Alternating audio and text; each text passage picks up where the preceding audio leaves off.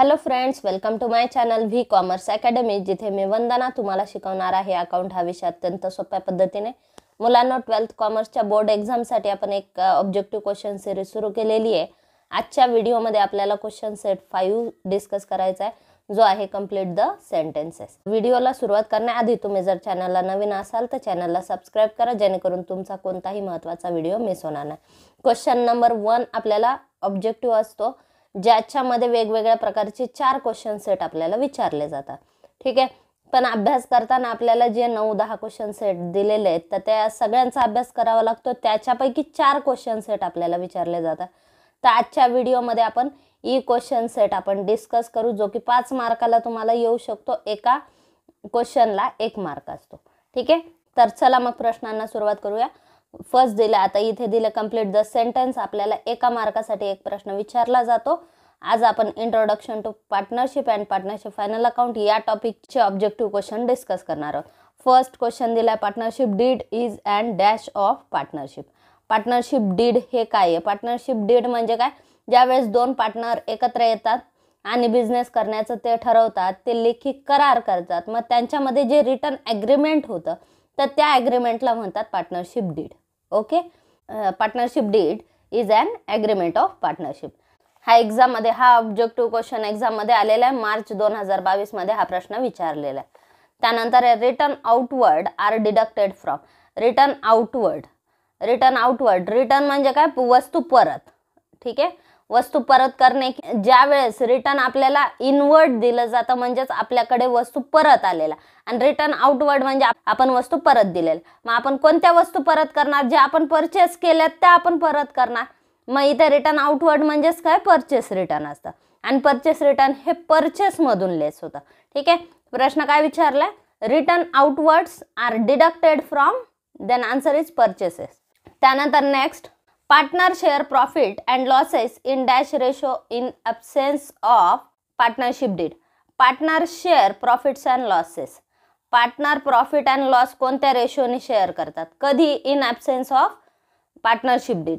ठीक आहे, ज्या वेळेस पार्टनरशिप डीड नसेल, पार्टनरशिप डीड मध्ये पॉइंट मेन्शन नसेल किंवा डीड बनवली नसेल, तर त्या केसमध्ये प्रॉफिट अँड लॉस हा इक्वल शेअर होतो. मग त्या पार्टनरचं कॅपिटल कितीही असो ते बघितलं जात नाही. जर ठरवलं कॅपिटल रेशोने डिस्ट्रीब्यूट करायचं तर कॅपिटल रेशो यूज होतो, नाहीतर जो रेशो ठरलेला आहे डीडमध्ये तो यूज होतो. आणि जर डीडच बनवलेलं नसेल किंवा डीडमध्ये पॉइंट मेन्शन नसेल तर इक्वल रेशो यूज केला जातो. ठीक आहे, then partner share profits and losses in equal ratio in absence of partnership deed. मग कोणता रेशो फॉलो केला जातो? इक्वल. त्यानंतर next question, partnership business must be. Partnership business हा कसा असला पाहिजे? पार्टनरशिप बिझनेस हा लॉफुल असला पाहिजे. Partnership business must be lawful. आता हे सगळे जे पॉइंट आहेत आपले, तर हे पार्टनरशिपचे जे फीचर आहेत त्याच्यामध्ये कव्हर होतात. ठीक आहे, मग त्यामुळे ऑब्जेक्टिव्हच्या दृष्टीने फीचर ऑफ पार्टनरशिप हा पॉइंट अत्यंत महत्त्वाचा आहे. याचा मी एक डिटेल व्हिडिओ बनवलेला आहे. तुम्हाला जर तो बघायचा असेल तर डिस्क्रिप्शन बॉक्समध्ये त्याची लिंक दिली जाईल, तुम्ही तिथे बघू शकता, आणि हे सगळे पॉइंट त्याच्यामध्ये तुमचे कव्हर होतील. ठीक आहे, आता इथं काय विचारलंय? Partnership business. पार्टनरशिपमध्ये जे पार्टनर एकत्र येऊन जो बिझनेस करणार आहेत तो बिझनेस लॉफुल असला पाहिजे, लीगल असला पाहिजे. इलिगल बिझनेस पार्टनरशिप फॉर्मला करता येत नाही. ठीक आहे, then partnership business must be lawful.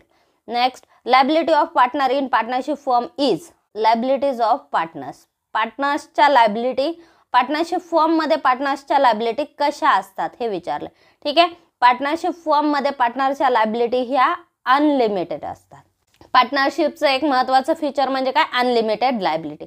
एकल व्यापारी संघटना, भागीदारी संघटना यांची लायबिलिटी कशी असते? यांची लायबिलिटी अनलिमिटेड असते. ठीक आहे, म्हणजे ज्यावेळेस फर्म डिझॉल्व होईल त्यावेळेस जर समजा फर्मला देयता फेडण्यासाठी जर पैसे कमी पडले तर पार्टनरला त्यांच्या पर्सनल प्रॉपर्टीतून शेअर द्यावा लागेल. ठीक आहे, याला म्हणतात अनलिमिटेड लायबिलिटी. ठीक आहे, एकल व्यापारी संघटना, भागीदारी संघटना यांच्यामध्ये भागीदारांची जबाबदारी ही अनलिमिटेड असते, कंपनीमध्ये ती लिमिटेड असते. ओके, त्यानंतर next, the balance of drawing account of partner is transferred to dash account under fix capital method. कॅपिटलच्या दोन मेथड आहेत, फिक्स कॅपिटल मेथड आणि दुसरी फ्लक्च्युएटिंग कॅपिटल मेथड.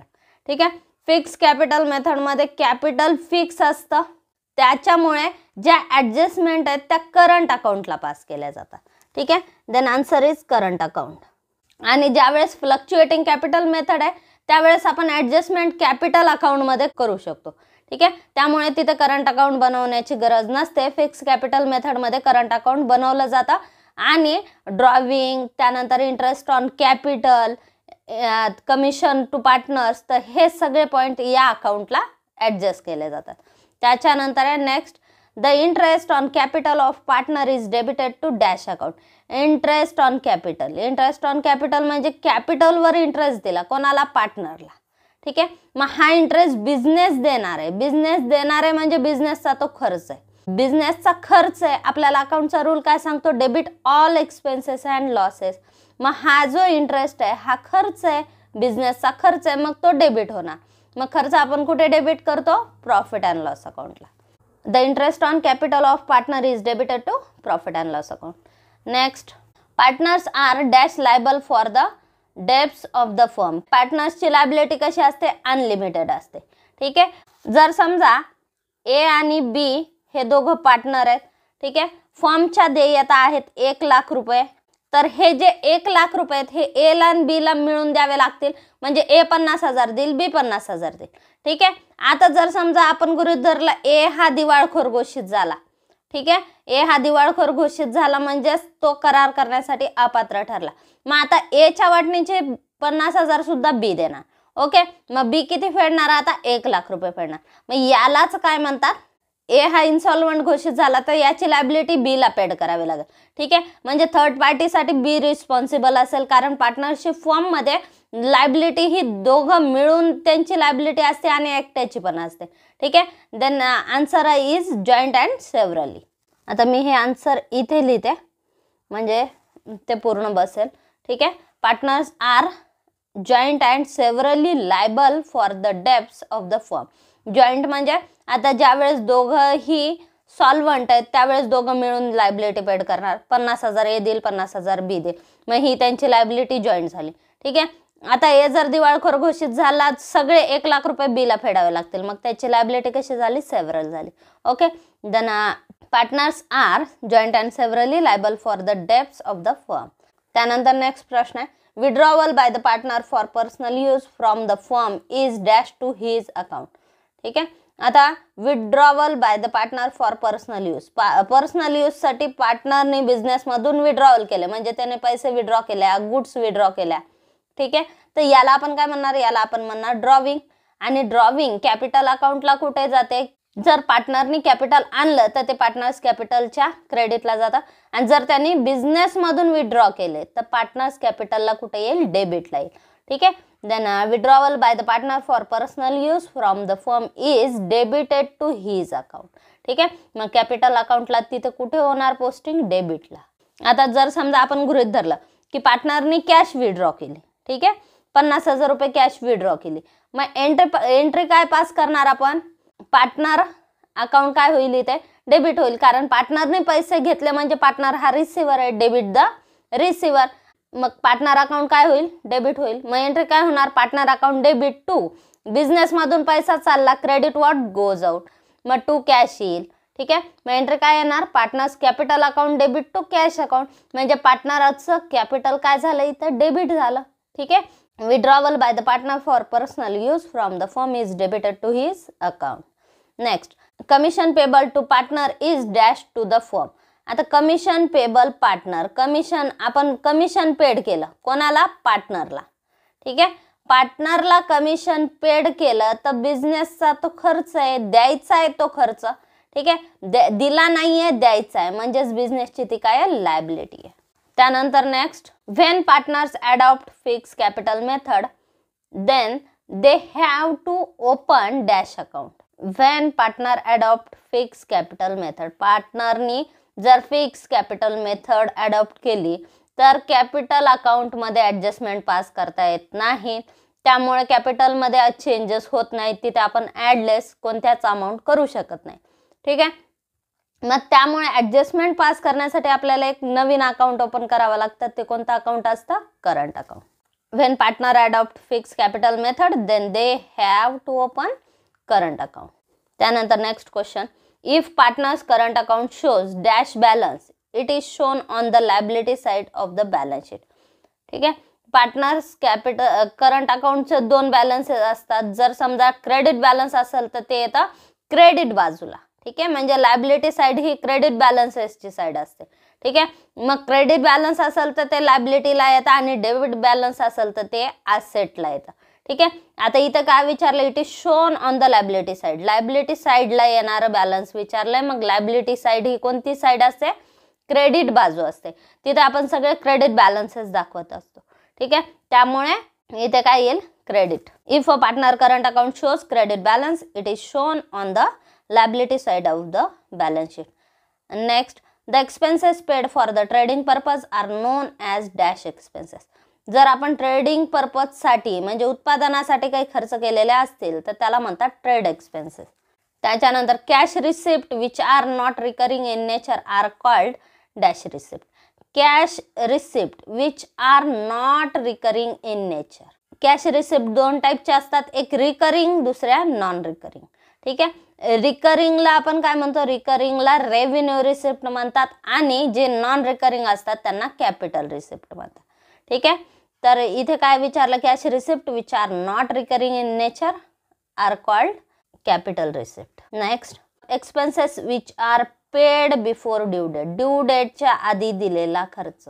ड्यू डेटच्या नंतर दिलेला खर्च म्हणजेच आउटस्टँडिंग असतो. जर समजा आपल्या एक्सपेन्सेसची ड्यू डेट आलेली नाही, आपल्याकडे पैसे अवेलेबल होते, आपण ते आधीच पेड केले, तर याला म्हणतात प्रीपेड.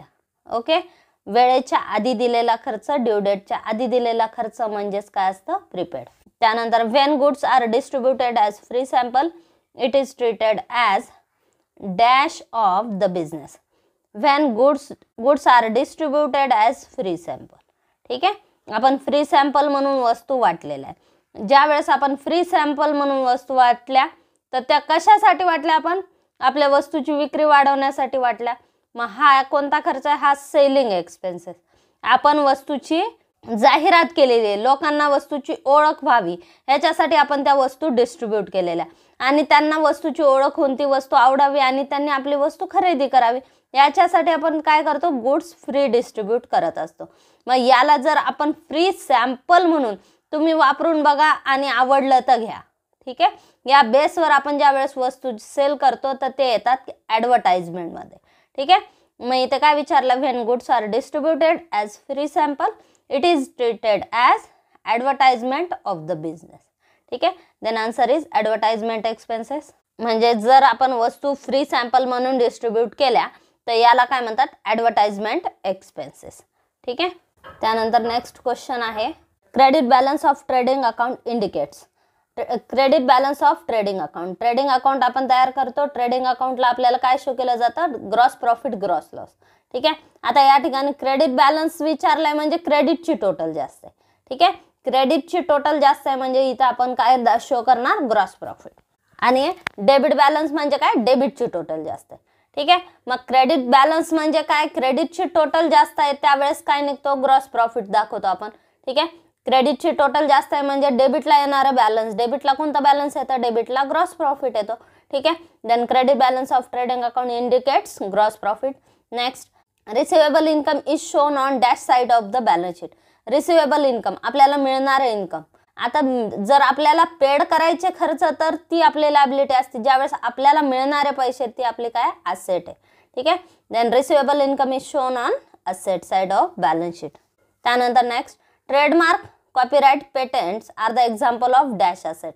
ट्रेडमार्क, कॉपीराइट, पेटेंट्स हे सगळे एक्झाम्पल कशाचे आहेत? इनटँजेबल असेटचे. The income which is due but not yet received is called dash income. The income which is due but not yet received.